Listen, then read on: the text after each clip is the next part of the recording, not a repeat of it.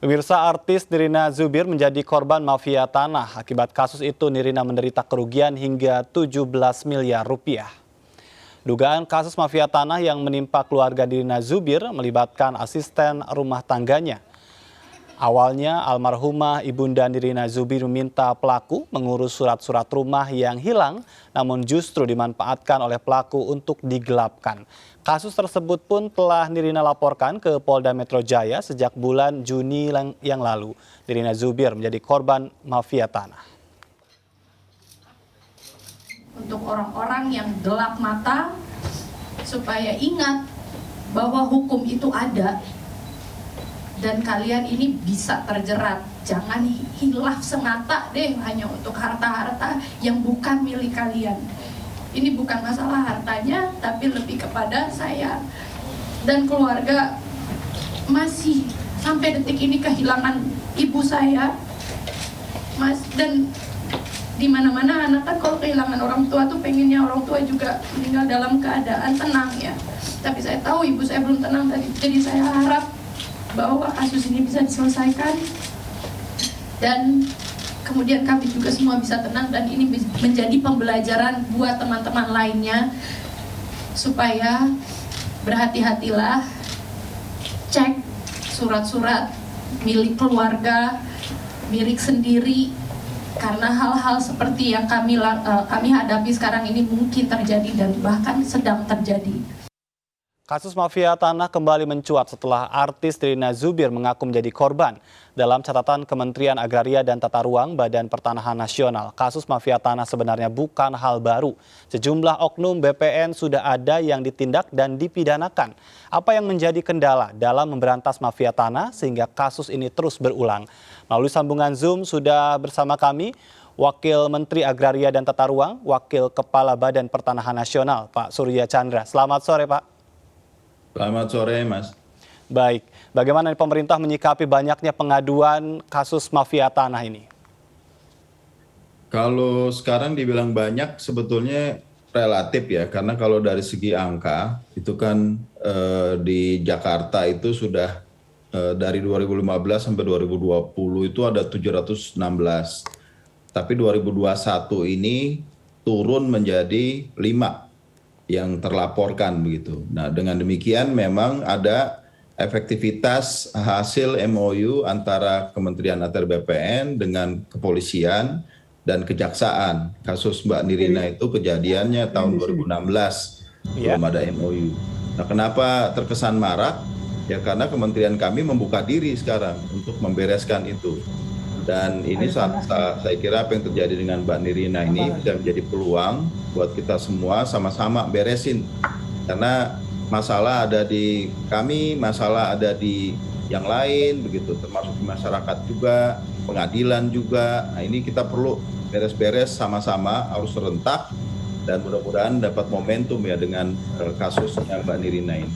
Baik, untuk masalah yang ditemukannya sendiri apa sehingga tadi dikatakan sudah membuka diri dan sekarang akhirnya banyak yang terbongkar begitu, sebetulnya yang ditemukan oleh kementerian sendiri masalah paling rumitnya ada di mana? Persoalan paling besar kan memang di kita itu tanah sudah menjadi komoditas yang sangat menguntungkan ya. Secara sistem belum ada koreksi terhadap itu. Tanah bisa menjadi barang investasi begitu. Dia tidak ngapa-ngapain, terus ada pembangunan jalan, harganya bisa melonjak pesat. Tidak diapa-apain, tahu-tahu ada pembangunan pusat wisata misalnya. Nah itu juga merombak semuanya proses itu. Nah saya kira ini kesempatan lagi-lagi tidak cuma menangani kasus per kasus, tapi ada sistemik problem yang harus kita selesaikan. Gitu. Saya berharap sih dengan kesempatan ini kita bisa sama-sama mulai menata sistem pertanahan yang lebih rapi, administrasi yang lebih rapi, dan ini sudah dilakukan paling tidak dalam 5 tahun terakhir ini sudah didorong ya dengan PTSL, itu pendaftaran tanah sistematik lengkap.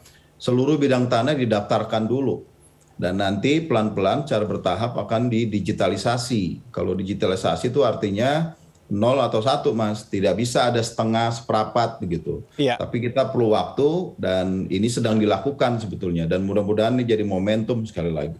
Baik, ini untuk kasusnya sendiri tadi kan tahun lalu ada 716, sekarang yang terlapor ada 5. Sebetulnya karakteristik dari kasusnya sendiri apa memiliki kesamaan? Kalau kasus Mbak Nirina itu kan itu yang kalau beredar ya sejauh kami tahu kan ibunya tuh menitipkan pada pembantunya untuk ngurus. Iya. Awalnya itu PBB, tapi kemudian pelan-pelan diambilin satu-satu sertifikat dan diganti namanya.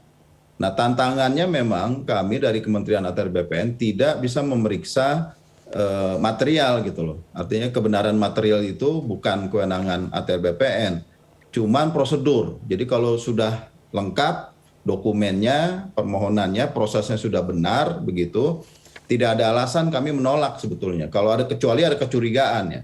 Tapi waktu itu memang dirasakan semuanya sudah sesuai prosedur dan memang sudah ada akta notaris segala macam dari PPAT juga ada, akta jual belinya dan seterusnya. Dianggap sudah cukup begitu. Tapi kalau nanti memang ditemukan ada keterlibatan anggota atau pegawai kami, tidak masalah untuk diproses secara hukum begitu. Baik. Tapi intinya memang tantangan sistem yang sekarang ini kebenaran material ada diperiksa oleh yang lain-lain kecuali oleh BPN gitu. Iya, baik, artinya di sini ada prosedur yang memungkinkan ya BPN, tidak hanya oknum BPN tetapi secara prosedur BPN-nya sendiri bisa saja terkecoh dengan oknum PPAT, bisa seperti itu ya Pak Wamen? Iya, itu juga ada masalah juga kan ketika tanah itu orang investasi ya Mas, tidak dipakai. Jadi bisa diambil orang gitu. Surat-suratnya dibikin konflik sendiri, kemudian pengadilan meneguhkan dari dasar surat yang palsu, padahal sudah ada putusan pengadilan yang mengatakan dia memang berhak gitu, padahal alasnya palsu. Nah ini kita perlu bikin sistem yang lebih rapi. Bagaimana kalau ada situasi seperti itu bisa ada langsung ada pendekatan yang lebih tegas gitu ya, apakah pembatalan sertifikat. Cuma kalau kami batalkan serampangan, apalagi seperti kasus ini kan sudah naik ke kasus hukum ya, itu nanti orang BPN yang kena dipidana. Jadi memang ini lagi-lagi sistem administrasi pertahanan kita yang perlu kita benahi pelan-pelan, sudah dilakukan, mulai dengan data dulu, dengan daftar pendaftaran bidang tanah seluruhnya itu didaftarkan dulu, baru kita punya gambaran ya, apa kebutuhan, bagaimana strategi, kapan dilakukan, dan seterusnya. Baik, untuk proses itu apakah akan berjalan, sudah berjalan atau seperti apa? Sejak 2017 itu ada namanya pendaftaran tanah sistematik lengkap, yang mimpinya besarnya adalah 129 juta estimasinya itu bidang tanah di seluruh Indonesia terpetakan, terdaftarkan ada di BPN. Iya. Bagian sudah mulai didigitalisasi, jadi di scan buku tanahnya itu masuk ke dalam dokumen yang langsung ada di pusat, tidak ada di kantor daerah lagi, begitu. Secara bertahap ya. Memang masih ada double nih, sekarang digital ada, yang manualnya, yang dokumen tertulisnya ada. Pelan-pelan, kalau memang sudah waktunya, harus dimusnahkan itu yang bukan lagi digital. Nah kalau digital kan 0 atau 1, jadi nggak bisa ada tumpang tindih, tidak bisa ada klaim sembarangan, seperti itu. Jadi memang prosesnya sudah dimulai, justru kami senang kalau ada rame-rame begini, kesempatan buat kita beres-beres gitu. Dan memang sejak berapa tahun ini kan kita buka ya, kita bekerja sama dengan kepolisian, dengan kejaksaan untuk sama-sama beresin. Karena ini semuanya berkepentingan, semuanya juga bisa menjadi korban, seperti itu Mas. Baik, sebelum ke digitalisasi, ini bicara tentang beres-beres ya. Karena dikatakan ada juga kepala kantor wilayah loh yang terlibat. Ini seperti apa beres-beres yang dilakukan oleh Kementerian? Kalau yang seperti itu kan sanksinya langsung ada, bisa kita sanksi. Tapi memang mohon juga dipertimbangkan ya, kasus yang muncul itu ratusan kan, nggak sampai 200, 160 kalau tidak salah. Tapi kita tahu pegawai BPN se-Indonesia itu ada 18.000, Mas. Iya. Belum yang honorer 19.000, jadi 37.000. Nah, kalau yang ketangkap segitu berarti kan sebenarnya kecil betul. Kalau dari keterlibatan tuh relatif kecil ya. Tapi tidak kita pungkiri memang ada yang harus tetap dikasih tindakan gitu. Ada yang sanksi yang terberat pun ada sampai pemecatan. Bahkan ada yang dipidanakan begitu. Jadi memang walaupun kecil tapi ini kan merusak susu sebelanga ya. Jadi noda ini penting kita hadapi, penting kami jelaskan ke masyarakat, dan kesempatan Mbak Nirina pun sudah menyampaikan beliau mau dukung ya supaya ada kampanye rakyat ini jangan melantarin tanahnya, jangan kasih kuasa ke orang yang tidak jelas gitu untuk beres-beresin surat tanah dan seterusnya. Jangan tergiur dengan harga tanah yang murah, itu biasanya bermasalah gitu. Baik, ini juga menjadi menarik ya, karena memang juga tidak hanya berkaitan dengan banyak tanah yang dibiarkan, tetapi juga ada sebagian masyarakat, terutama di daerah, yang masih belum memegang sertifikat, dan bagaimana juga dengan isu digitalisasi yang sangat mungkin, apakah ini erat kaitannya nanti dengan diretas lah segala macam. Nanti kita akan break terlebih dahulu Pak Wamen. Kita harus jeda, dan pemirsa kami masih akan kembali, tetaplah di MNC News.